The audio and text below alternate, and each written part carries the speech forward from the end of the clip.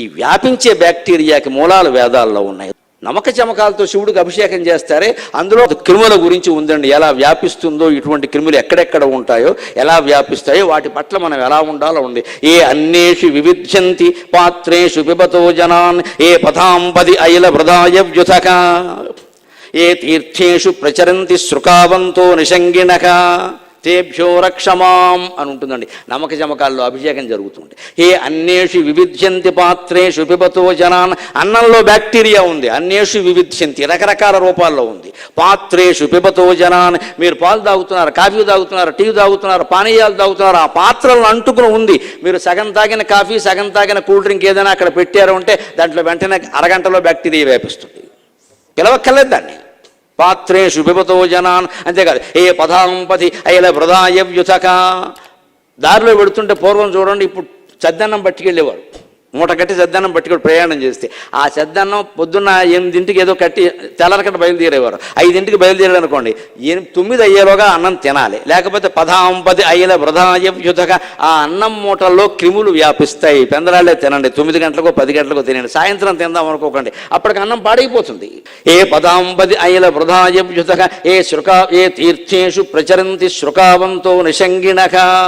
అనేక రకాల తీర్థాలు, మనం నదులు తీర్థాలు అంటాం కదా, కాలువలు, వీటిలో బ్యాక్టీరియా తీరాల్లో వ్యాపించి ఉంటుంది బాగా. ఎలా ఉంటుందంటే గుండ్రంగా ఉండి శృకావంతో ఈటెలు పైకి పొడుచుకొచ్చి ఉంటాయి. పొడుగు ఈటే, పొట్టి ఈట, వంకర ఈట, చిన్న ఈటే, పెద్ద ఈటే, బల్లేళ్ళ పొడుచుకొచ్చున్నాయి. సరిగ్గా కరోనా రూపం టీవీలో ఎలా కనపడుతుంది మీరు చూడండి. గుండ్రంగా ఉంటుంది, దాని మీద ఈటెలు పొడుచుకొచ్చినట్టే ఉంటాయి. వీటి గురించిన వర్ణన నమక చమకాల్లో ఉంది అంటే దానికి ప్రచారము కావాలి, మనము చెప్పాలి కదా.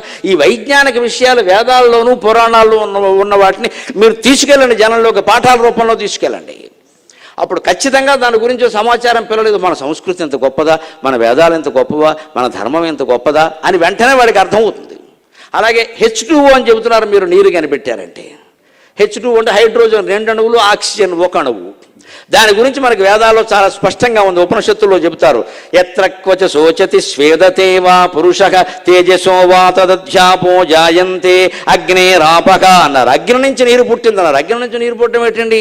నీరు అగ్నిని ఆర్పడానికి మనకు వస్తుంది, కానీ అగ్ని నుంచి నీరు పుట్టడం అంటే పుట్టింది. కావాలంటే చూసుకోవడానికి ఉదాహరణగా ఏం చెబుతున్నాడు అంటే, ఎక్కడైనా సరే మనిషి దుఃఖిస్తున్నాడు అంటే కన్నీళ్ళు వస్తున్నాయి కదా, దుఃఖిస్తే కన్నీళ్ళు రావడం ఏమిటండి? దుఃఖం వేడి, దుఃఖం అంటేనే వేడి, దుఃఖాగ్ని అంటారు. దుఃఖమంచు, దుఃఖ చల్లదనం అని ఎవరు అనరు. నీ కడుపు చల్లగా ఉండాలంట, నీ కడుపు ఆడిపోవాలని ఎవడో అనగా.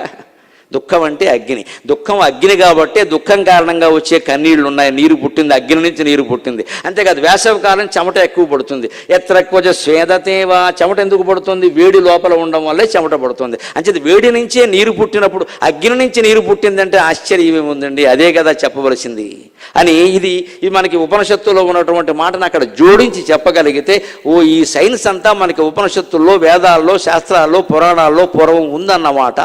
దీన్ని మనం ఈ సంస్కృతిని, ఈ దేశాన్ని రక్షించుకోగలిగితే చాలు, ఈ నాగరికతను మనం కాపాడుకోగలిగితే చాలు అనే అభిప్రాయానికి విద్యార్థులు వస్తారు. ఆ రకంగా మీ పాఠాల్లో భారతీయ సంస్కృతిని జోడించి చెప్పండి, అప్పుడు వాళ్ళకి ఆసక్తి కలుగుతుంది. ఇదివరకు ఎప్పుడు వినలేదండి. H2O అంటే H2O అనుకున్నాం. హైడ్రోజన్ 2 అణువులు ఎక్కడవండి? తనంత తాను మండిపోయే వాయువు హైడ్రోజన్. ఆక్సిజన్ ఎక్కడది? మండడానికి సహకరించే వాయువు. మండిపోయే వాయువు, మండడానికి సహకరించే వాయువు కలిపి నీరు పుట్టింది అంటే మంట నుంచి నీరు పుట్టినట్టు కాదా? వేరే చెప్పాలా? వేదంలో చెప్పిన దానికి, సైన్స్లో చెప్పిన దానికి తేడా ఏదైనా ఉందా అసలు?